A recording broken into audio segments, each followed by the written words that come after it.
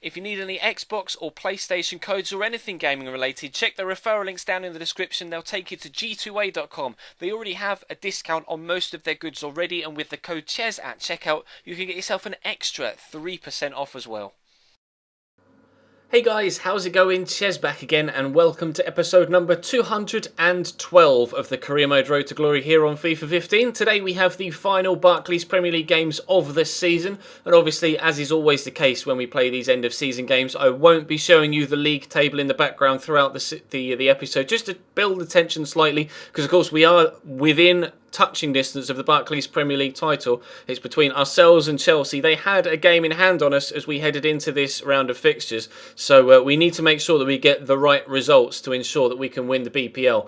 With because there's actually a big gap, there's at least a week's gap between each of the three fixtures today, we're in the rather strange position of being able to play a full strength side in each and every one of them. We are actually missing James Ward-Prowse, I believe, for this game. I think Yusuf Ivaz is starting, but James Ward-Prowse will be back for either the next game or the one after that. I can't quite remember, but we got off to a fantastic start there, taking the lead after just a few minutes here against Hull. Strihil Georgiev has been one of our best goal scorers this season, continuing to do so and getting us in front after just 2 or 3 minutes.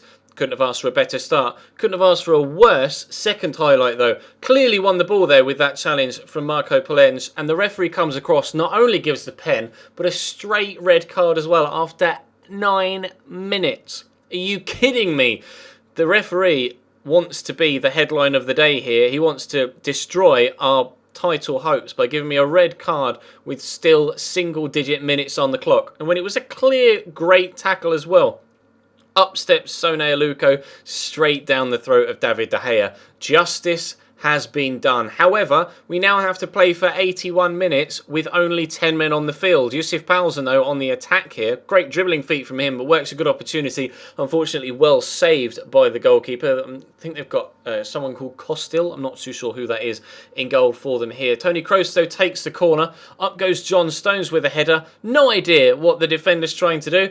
I think he's just trying to lean and get the ball away, like block it on the line. It's a really strange animation, but we'll take it. It was actually Ricardo Kishna, I believe, on the header, in fact, that came up and beat me to the header with John Stones. No idea what the defender's doing, but we'll take a 2-0 lead with 10 men. Thank you very much. Sone Aluko, though, played in here. Obviously, he's extremely fast and has very good dribbling feet as well. Trying to anticipate the cross there, and it didn't come until the second chance. They knock it down to Ter Horst. He's kind of crowded out by the defenders there. They work it to Milat. He's then going to get it to Sone Aluko again. We mentioned he's left-footed. Here comes an absolute beauty from Sone Aluko. Hull City back in the game with just seconds to go in the first half. Could that change things up for the second period? Are the 11 men going to stick it to the 10 men and prove that the referee has completely thrown away our chance of getting the Barclays Premier League title in this game? But we are still 2-1 in front. We get a free kick here on the edge of the box. Not really a foul in there, to be completely honest. Similarly with the penalty decision earlier on. Obviously there was contact with the penalty decision, but it was a clean tackle there. I don't think he even touched Sadio Mane, but Tony Kroos from a really tight angle squeezes that over the wall and into the near post to give us a 3-1 scoreline and a 3-1 win away from home. That is how you tell the referee to go fuck himself. I am not having a refereeing decision screw me out of a Barclays Premier League title, but we do still need results against Palace and in the final game of the season against Everton as well. So it's imperative that we take that form and that confidence gained from 3 points and a decent scoreline with 10 men into this game away from home against Palace, because they've caused me some real problems in this series so far, especially Jassi Zardes up top. Former Cambridge United centre-back though, Salah Soliman, starts for Palace here, and Christian, is it Christian? I can't quite remember whether it's... No, is it Carlos? Carlos, isn't it? Carlos Gruezo is on the bench for Palace. Also a former Cambridge United player. We signed him from Stuttgart earlier on in the series and then sold him on, obviously, to bring back... Was it to bring back someone? I can't quite remember. I think we just moved him on so we could use a different or use the money to sign someone else, but they get the first opportunity here, and in fact they are actually going to take the lead after 17 minutes. The first shot was well saved, but palmed into space where the onrushing Palace striker put it into the back of the net.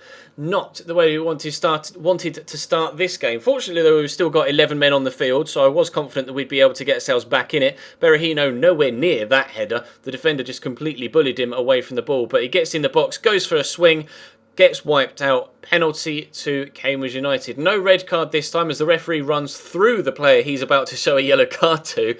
And we get the chance from the spot to extend our lead. Adeline Guediora picks up a yellow card, and we have the opportunity to get ourselves 2-0 in front. You can see he just catches him there on the ankle as he goes for the shot. Complete swing and miss from Berahino. Georgiev, though, takes the pen, buries it in the top right-hand corner. It's not 2-0. I don't know what I was talking about. That's to make it 1-1. It was Palace that scored the opening goal, and we're back on level terms, which is exactly what we need, but we could do with a win as well, obviously, with Chelsea breathing straight down our necks. And then we get wiped out by Carlos Gruezo here. A clear, straight red card to send him off. Formerly of Cambridge United, came on as a substitute. You'll see from the replay, the ball's barely even in frame when he slides for the tackle.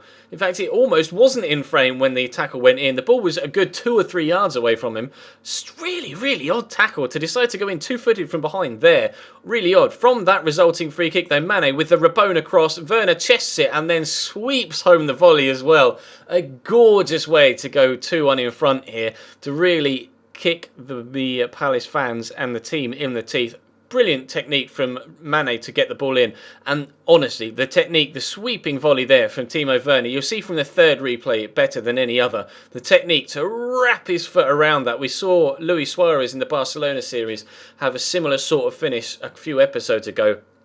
Really impressive stuff from Timo Werner. He's had his first team chances kind of cut down recently by the form of Ricardo Kiesner, but I played him in this one and he wasn't to be shown up by the Dutchman, getting himself into the starting lineup and onto the score sheet, and we get a third goal as well against 10 men. It was a little bit more simple against the 10 men, so 3-1 scoreline and a red card in both opening games of today's episode, except that we had the red card in the first and the opposition had the red card in the second. But into the third and final game of the episode and of the season as a whole, it's Cambridge United at home against Everton, who have been known to cause us problems in career mode up to this point. Obviously, you'll remember, if you're a long-time viewer of this series, the problems we've had with Salomon Rondon up top for Everton. Still low first team lineup and full strength. Decided to keep Timo Werner in the lineup here after scoring that brilliant goal. I couldn't very well leave him out, could I?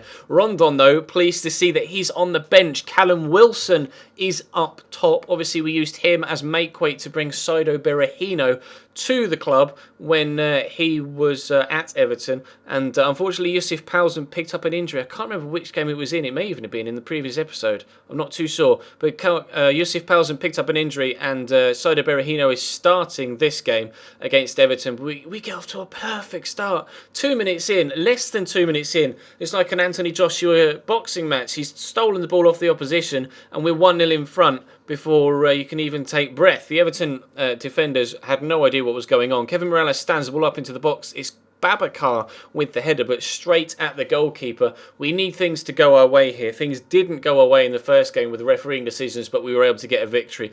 Things did go our way in the second game, and we were able to get the victory. We need things to go our way in this third and final game, because Chelsea are right up our backsides trying to win and steal. That was a mixture of snatch and steal this title away from us towards the end of this season, but James Ward-Prowse comes very close to giving us a 2-0 lead there in the 67th minute. There's still time for Everton to get themselves an equaliser and put our BPL title challenge right in the balance if they can do so. Brian Oviedo on the right hand side, despite primarily being a left back, plays it into Salomon Rondon, who's found himself on the pitch, draws a great save out of David De Gea, though palmed down at his feet, and fortunately for me went to a defender and not back to the Venezuelan. On the attack ourselves, though, up the other end, ball comes in. It's actually the defender that wins that header. The goalkeeper doesn't react till the very last minute. Again, they're playing Fabian Torres, another former Cambridge United player, and he reacts at the very last minute, gets the ball away. Saido Berahino, though, dances through. Can he get us a second? No, it goes wide, but that is not to matter.